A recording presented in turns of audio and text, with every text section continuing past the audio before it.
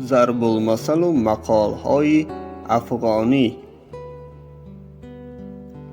اول رفیق وانگه طریق. اول فیل پیدا کن، سپس فیلخانه بساز. اگر به می بودی در ده می بودی. اگر گناه را ببخشند هم شرمساری باقی است. از دست گرسنه چی خیر؟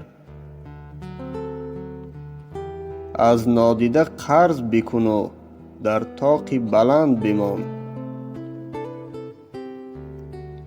از راه راست کسی گم نشده.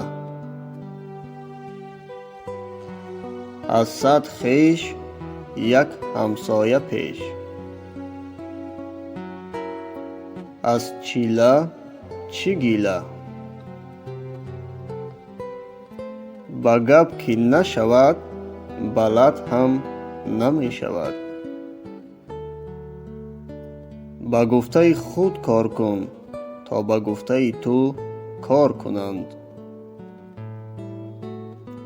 بنده تا پیشپا نخورد بسم الله نمی گوید. برای کور شب و روز برابر است.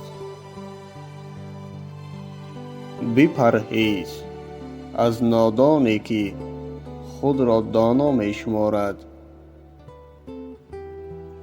گدا را که روی دادی میراث دوا می کند. گذشته را صلوات، آینده را احتیاط. دیوی آزموده به از مردم ناآزموده. یا سخن سنجیده گوی ای مرد دانا، یا خاموش.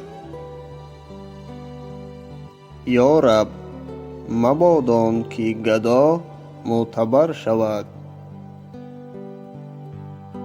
زمین را از آسمان نثار است و آسمان را از زمین غبار. زن نداری غم نداری. زن و خربوزه را رسیده اش خوب است. زردار را دشمن بیشمار است.